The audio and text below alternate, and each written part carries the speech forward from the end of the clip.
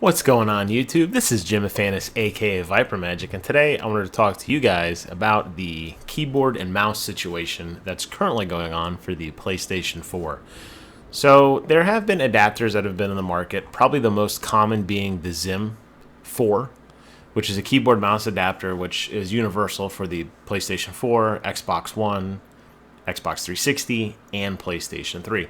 Basically, it's this box. I'll put a link in the description box below. It's basically this box that has adapters on it. You could plug in your own keyboard and mouse.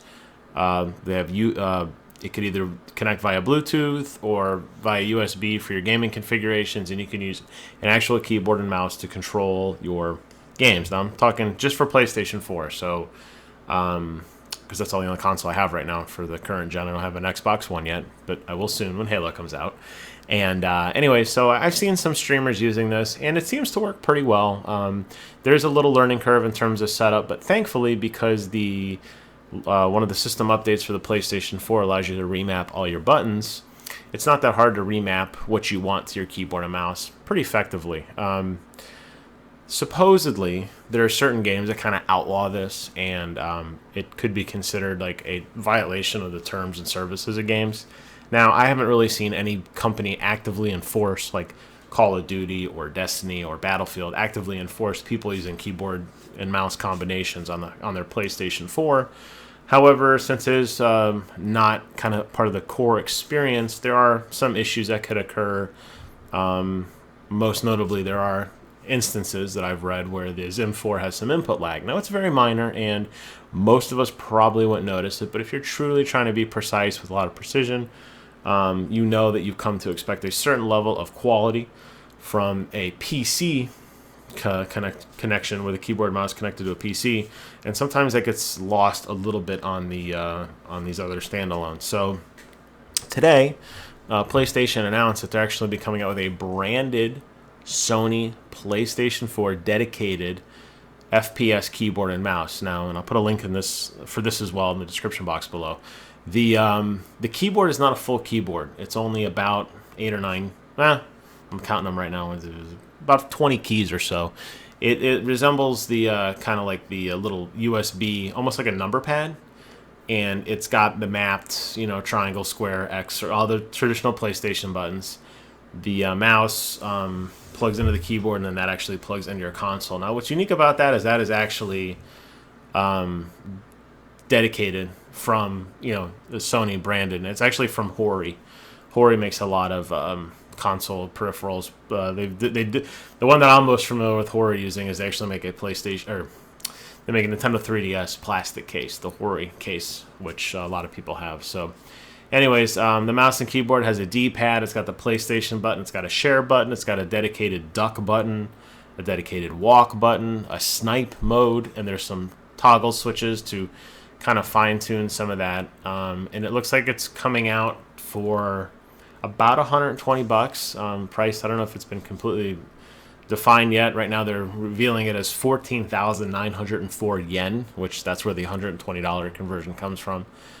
And it's really, really cool, but for sitting on a couch in front of a TV, it's not really that applicable in terms of there's no lap pad that comes with it. You could probably get one, or you could get like a TV tray or something. I'm one of those guys that was really more keyboard and mouse, but have kind of switched over, and I actually prefer controllers now for shooting. So it's interesting to see how many people will jump back to this. If I did get this, I'd probably only use it in limited cases. I'd probably bring my PlayStation downstairs in front of my desk, plug it into my computer monitor here, and play it here. Sitting on a couch without a dedicated flat surface in front of you, at least for me, keyboard not so much, but for a mouse, is going to be a little odd, and I think that's one of the big hurdles that they're going to have to overcome. But it's neat that they're thinking along this approach. Now, contrast to that, the Xbox One, and Phil Spencer has announced that they're looking at native keyboard and mouse support, so you can plug in any keyboard, your own keyboard and mouse, directly into your Xbox One and use it that way, which I think is a lot better solution than this, because I did a lot of research on my keyboard. I really like the mechanical keyboard that I picked up. I wanted Cherry MX switches. I got those. I did a lot of research on my Steel Series mouse. It's the rival mouse. I really liked it because I like the DPI settings that came with it.